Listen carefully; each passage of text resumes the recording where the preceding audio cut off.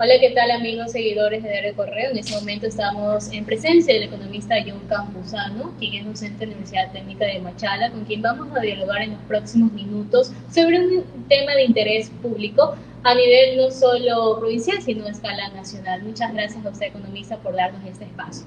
Gracias a ustedes por la invitación y siempre es un gusto conversar sobre temas que son de interés para la ciudadanía. Perfecto, economista. Bueno, creo que no es un secreto a voces de la situación en la cual se encuentra el país, no de ahora, sino desde hace mucho tiempo, que en este gobierno se supone que iban a tratar de remediar o de buscar una solución o de corto a largo plazo sobre estas de aquí. Teniendo en cuenta estos antecedentes, ¿cuáles serían, bajo su punto de vista como experto, las medidas adicionales que debería implementar el gobierno actual para estabilizar y a su vez a estabilizar las finanzas y a su vez reactivar la economía de los ecuatorianos? Bueno, yo creo que en estos 6 meses de gobierno del presidente Noboa se cometió el mismo error de los gobiernos que le precedieron. Es asumir que la ciudadanía conocía el impacto de la crisis.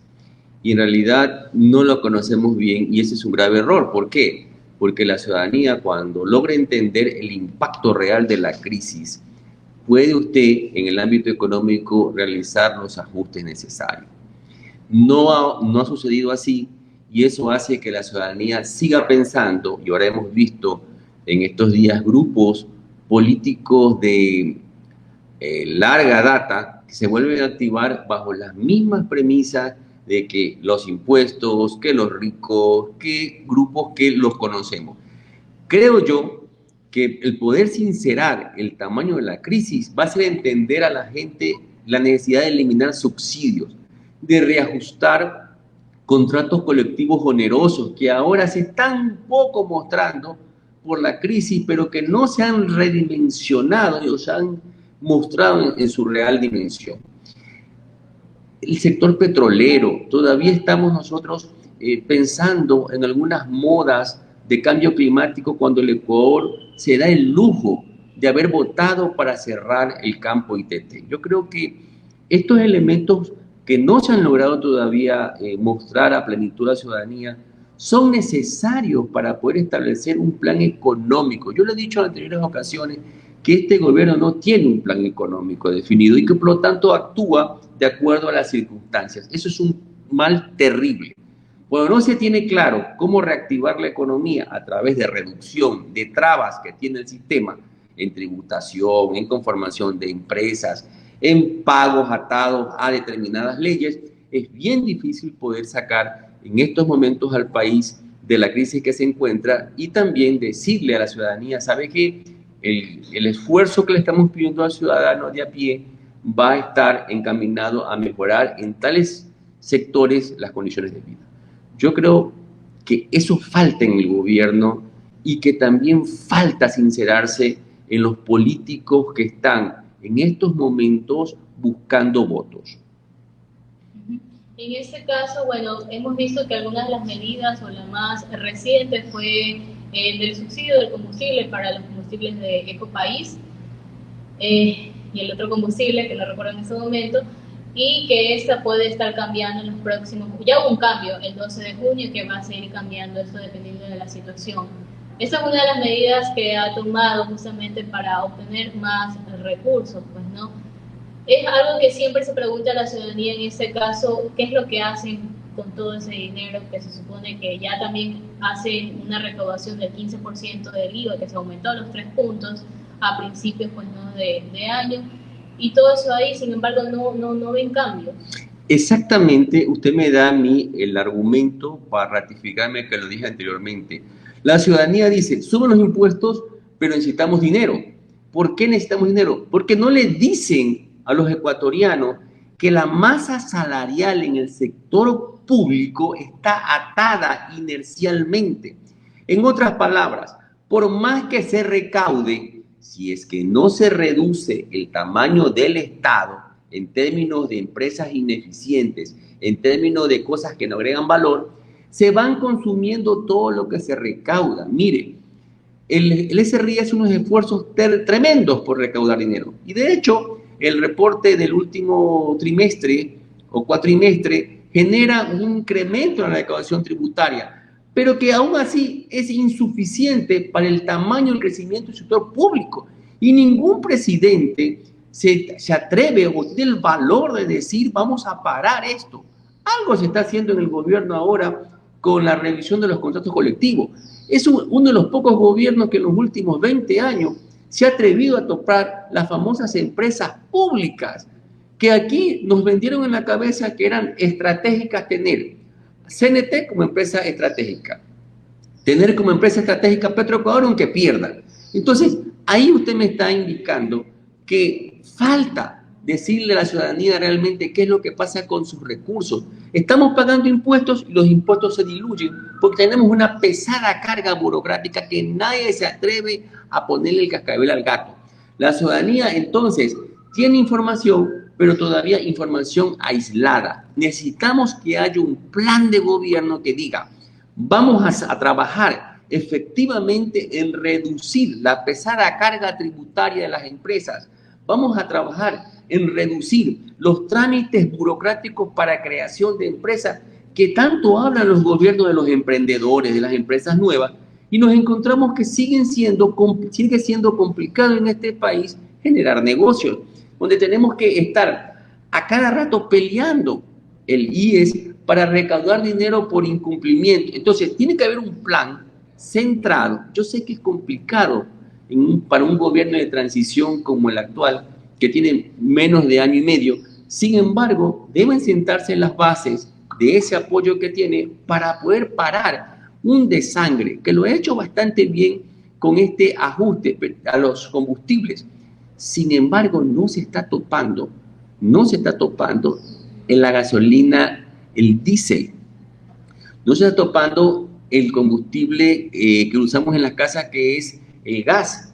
Y ahí también tenemos que decirle a la gente, tenemos que sincerarnos que no podemos pagarle subsidio a los que más tienen. Se nos están yendo los recursos por la frontera. El presidente ha destapado hace unos instantes la sobreventa de combustibles, que no es un secreto en cuatro paredes.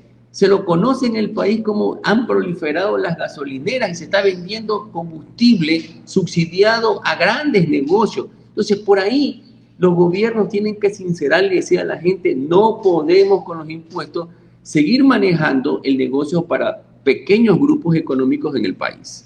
Es decir, también podría ser un control, un mejor control también justamente para evitar que combustibles se trasladen a otras fronteras. Es imposible, porque usted tiene una frontera de miles de kilómetros y no va a poder tener vigilantes en todos esos miles de kilómetros de la frontera.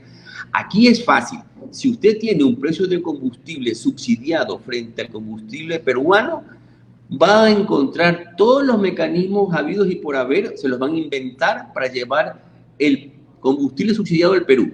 Si usted corta el subsidio, rompe el deseo de poder llevar el combustible al Perú y en ese momento se deja a las fuerzas del mercado la capacidad de autorregular la oferta y la demanda de combustible.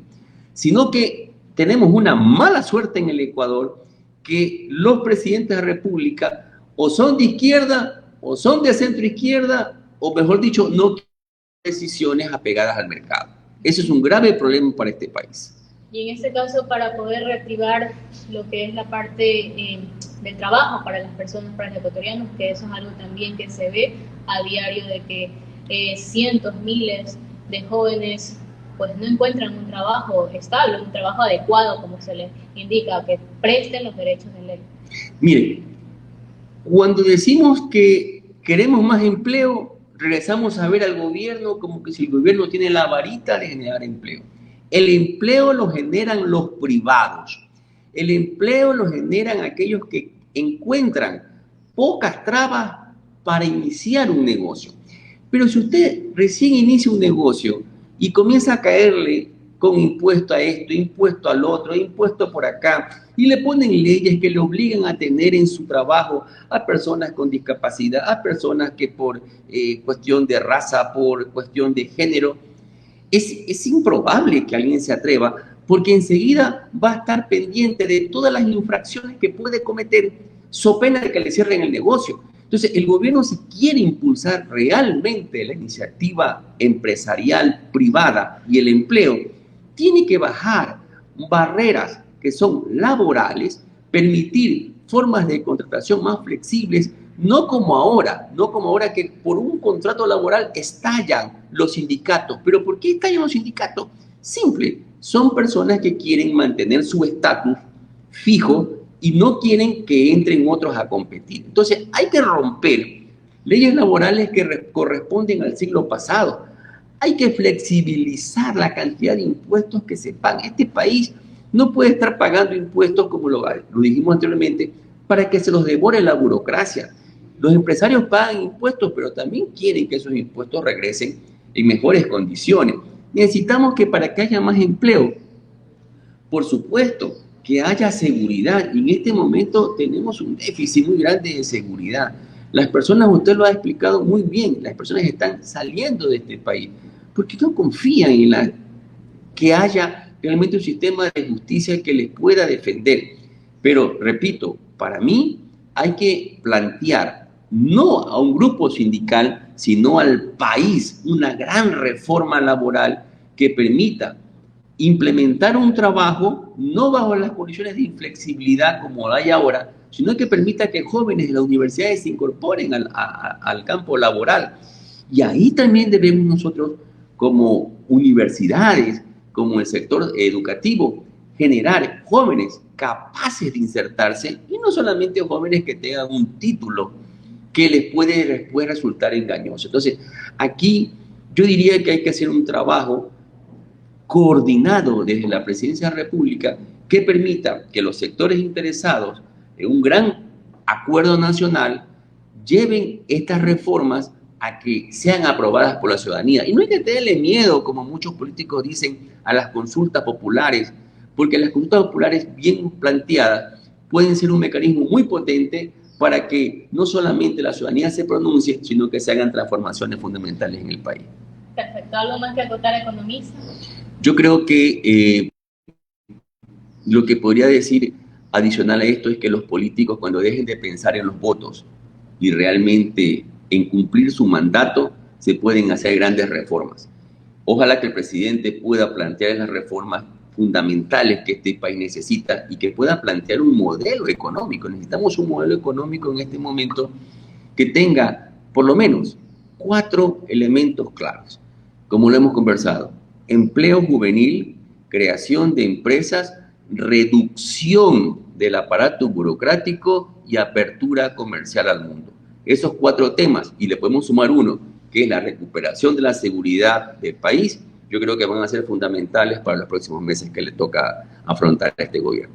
Perfecto, con ustedes estuvo el economista John Campuzano, dialogando con Diario Correo sobre este tema de interés público. Muchas gracias.